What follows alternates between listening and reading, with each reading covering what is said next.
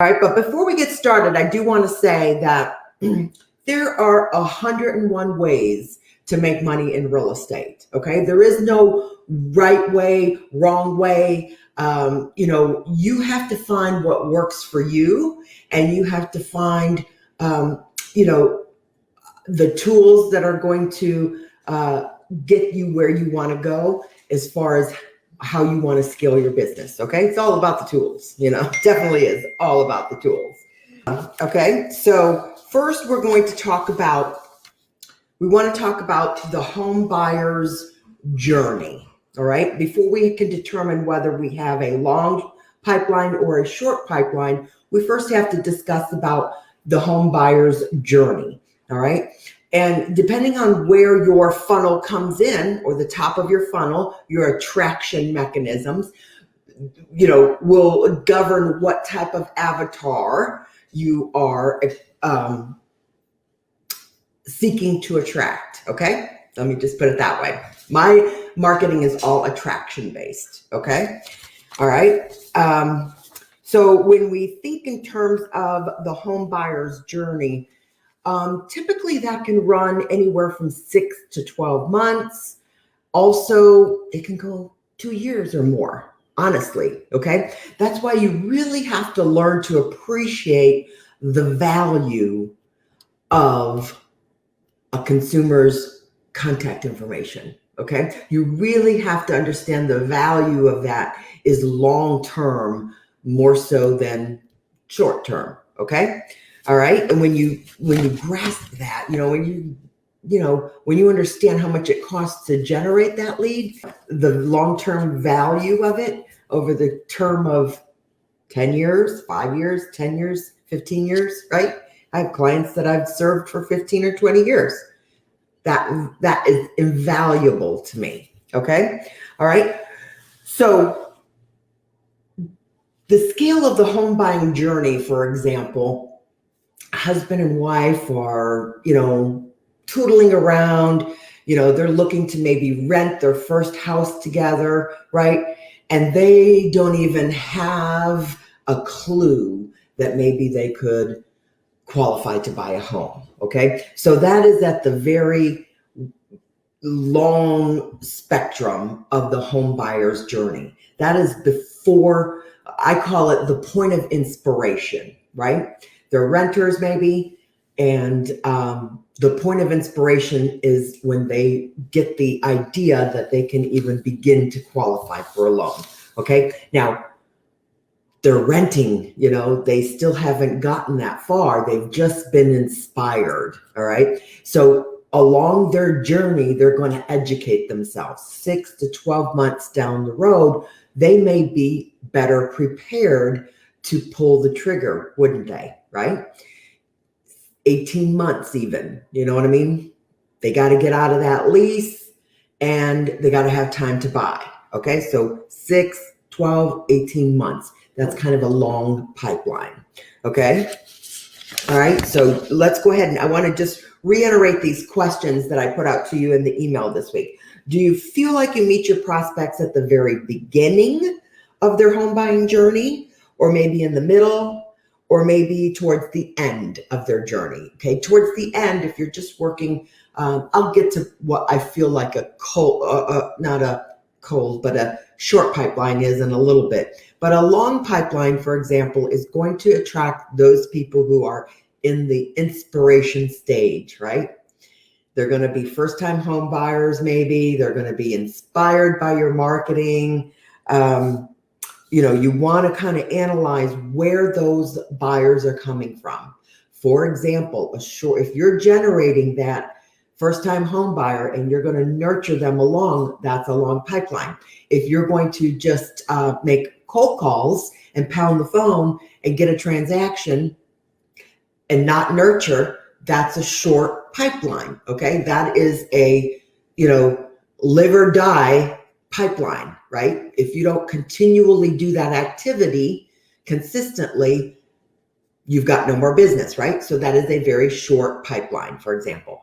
Or if you've got a pipeline, for example, or if you've been getting business that's fed to you from another source, maybe your lender, for example, who is handing off qualified buyers to you, you don't have a nurture process in that. They've hooked it, they've qualified them, and they've handed you the pipeline. They've handed you the customer. Same thing with your broker. If you're waiting and your business primarily consists of the business that comes from your broker, that's a very short pipeline, right? You're not nurturing that prospect. Your broker is, okay? So short pipelines are short-lived, all right? Why do you want a longer pipeline, or why would you want to focus on getting a longer pipeline? Couple of different things, right? The difference. I mean, we're going to talk in the end, we're going to talk about the different strategies that you'll have to take into consideration based on your business model, based on your model of whether you've got a long pipeline or a short pipeline. Okay. Now, one of the different benefits, okay, of having a long pipeline, of course, is you always have a source of business. Okay.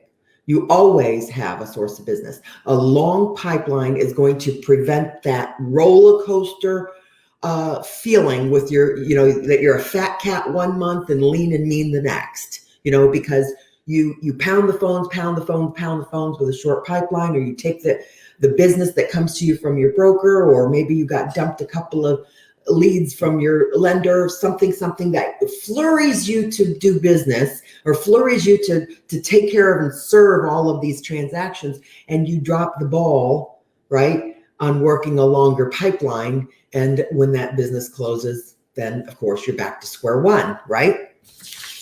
If you have a long pipeline that is consistently nurtured, it wouldn't matter if you took a vacation.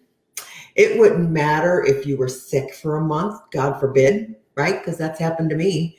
That's happened to us, where Jake has been sick and in the hospital for a month, out of commission for a month.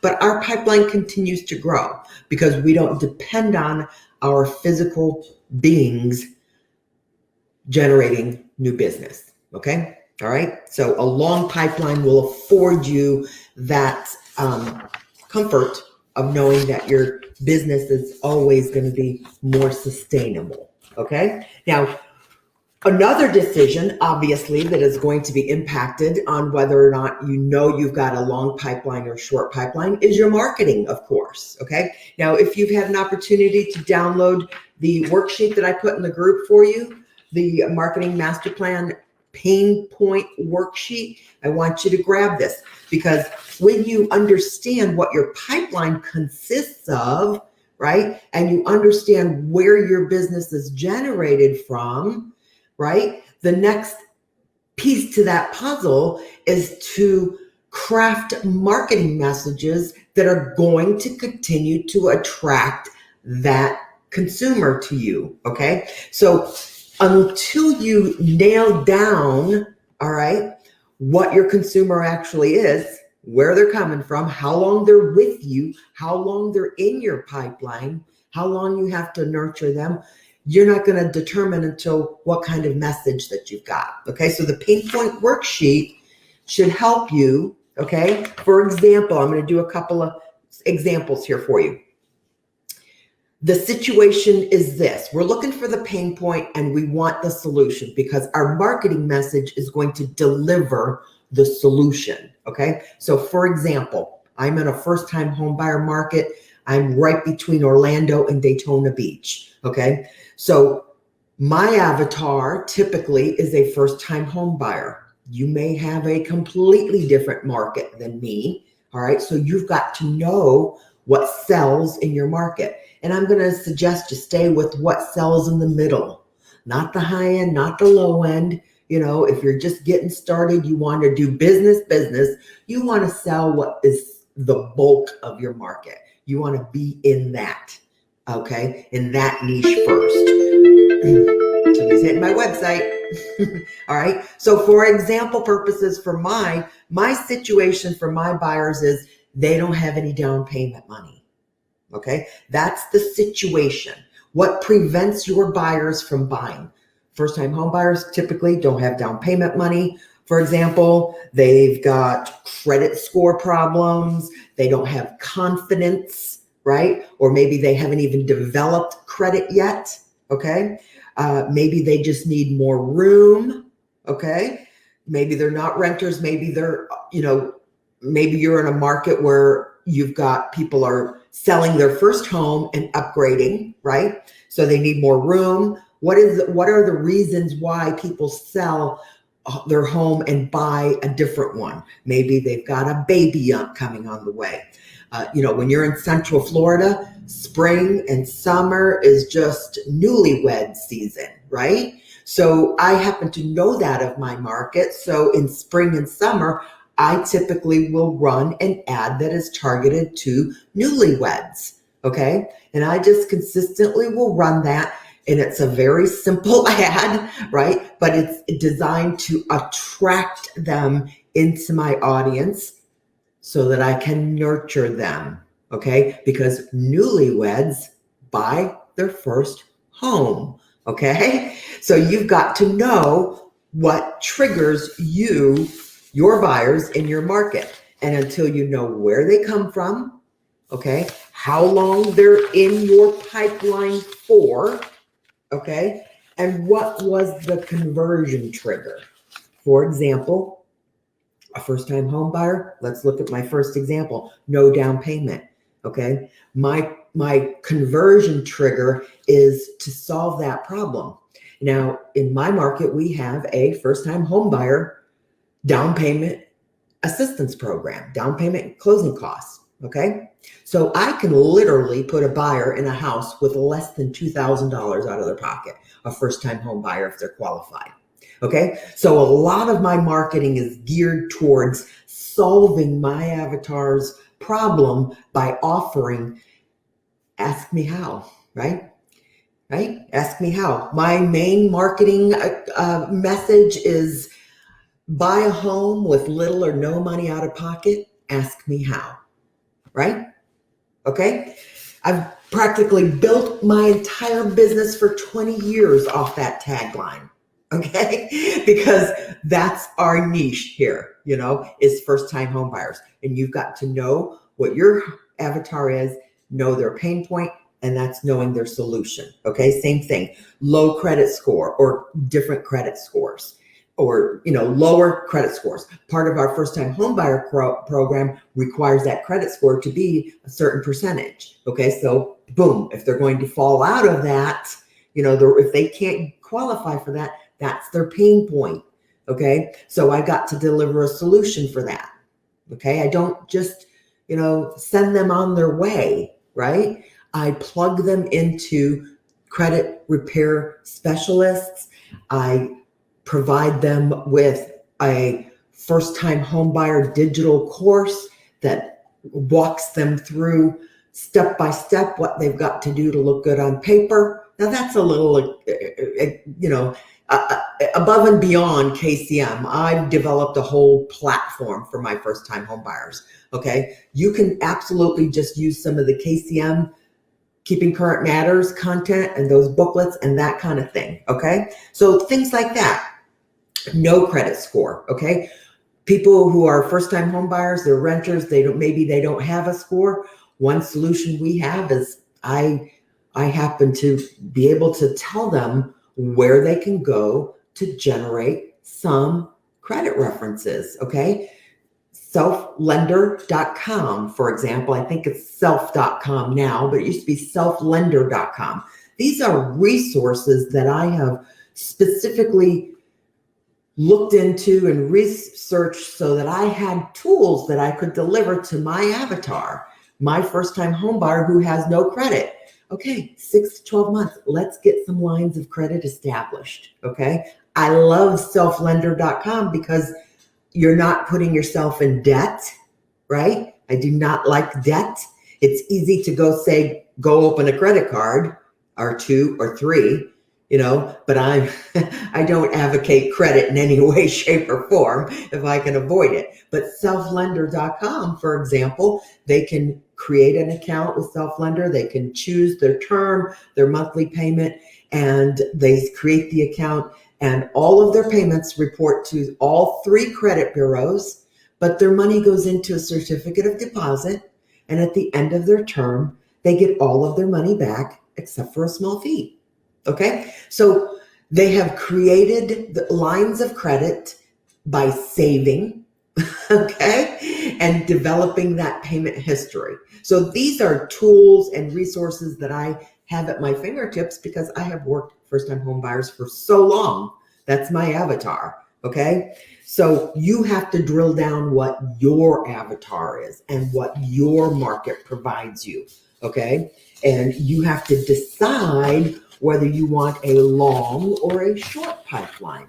Now, I'm just going to be honest with you. If you create a long pipeline for yourself, which means you have everything is automated when it comes in your door, your systems are all in place, and you've got set of tools that connect and work in conjunction with each other, that deliver your message and that nurtures your audience for years to come, okay? Because this is not developed on a short-term basis. It's developed on a long-term basis, okay? A short-term, like I said, you're gonna just, pound some phone calls. Door knocking to me would be considered a short-term. How often or how long can you physically knock on doors? How consistent can you be with that pipeline, okay? To not go and knock on doors. How many times can you do that in a year? Okay. So these are some things that you have to decide for yourself. That's a short pipeline versus a long pipeline, which is more automated. It's more marketing driven. Okay. And it is going to be more consistent for you. Okay. So there's the difference. But here's some strategies you have to take into consideration. Okay. If you're going to build a long-term pipeline, for example, right, you may feel inundated with leads in the beginning, right? Oh my God, all these leads are coming in, 15, 20 leads a day are coming in. Well, first to begin with, even 20 leads a day shouldn't be so burdensome if you've got a funnel perfectly set up and running and everything has a place, everything goes somewhere, you have a system in place. 20 leads a day is not difficult, but you wouldn't want to jump out, okay? You wouldn't want to jump out and hire maybe an ISA or someone to make these phone calls for you to set appointments, okay? That would be premature, okay? That would be premature if you were trying to build a long pipeline, okay? Because long pipelines are built with internet leads, and internet leads are a different animal, okay? They're just a different animal. It's not a referral source. It's not, like I said, internet leads are a long pipeline, and they start that education, inspiration, confidence-seeking stage much earlier, okay? You're going to run into more of those people on the internet than you are to people who are closer to pulling the trigger, okay? Because when people are closer to pulling the trigger, they're more serious, okay? For example, renters can come in on our website. We know that they're looking. We can tell that they're renters. We can tell what they're looking at. We can tell the listings. We don't have to fall all over ourselves to make immediate contact with those prospects. Those are long-term prospects. They get put into our system. They'll get put into a call routine, but we don't have to fall all over ourselves to get to those people, those prospects. All right. We can tell, however, when someone hits our website and they're looking at homes for sale. Okay. They are further along in their home buying journey because they're already looking at homes for sale. So they're already 6 months into their dream building process, at least, okay? So that means they're probably going to be pulling the trigger maybe 60 to 90 days. If they're on the internet, they're looking at homes, they've already been inspired, they've already gotten, a little bit of confidence that, hey, we might be able to buy a house. From what I've been reading on the internet, this isn't too hard. We've been on our jobs for a couple of years. We got decent credit. You know what I mean? You're going to get those people that are going to just go like this. Can I get some help buying a house? You know, they're inquiring. Okay. Those are the people you need to hook and get them into a much faster pace. Okay. They're going to be a much faster pace because they need to be hooked and they need to be solidified and they need to be converted. Okay. So let me tell you, at that point, for example, when you're getting them on the phone, okay, you've got to be able to resolve their problems. You've got to be able to know what their pain points are, okay? You've got to be able to know what the solutions are when you're talking to them. That's the conversion point, okay? When you solve the problem for them, that's the conversion. That's when they're hooked. That's when they're with you for life, okay? All right? You know what I'm saying? I love helping somebody buy their first home, because when you do that and you do it right and you've built that relationship, they are customers for life.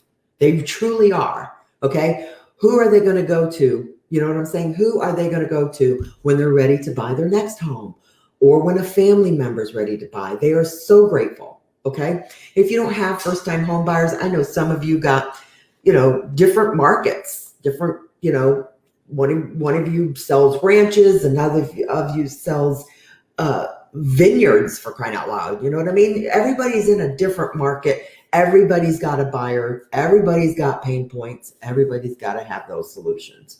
Okay. All right. So like I said, you know, some of the strategies you think about for your business, you really need to consider. Do I have a short pipeline or a long pipeline? Okay. If you've got just a short pipeline, you know, you might not make the investment in some tools because you are afraid you don't know when that business is going to be there to pay for that tool. Like you can't even commit to a marketing budget every month because you have no confidence knowing that transaction or a transaction or some transactions are going to close 60 or 90 days from now. You know, when you have a long pipeline, you know, the business is going to be there. It's already in my pipeline. It just needs to be converted. Okay. It's just a numbers game. It's just a numbers game. Everybody needs a roof over their head. You can talk to everybody about real estate, right? Everybody needs to have a roof over their head. There should be no reason why you can't be conversing and talking and converting every name, address, and phone number that you've got. You know, it's just a matter of time before they need you, right? Not everyone's going to go with you, of course. I'm not saying that, but everybody is got the curiosity for real estate. Okay. You know,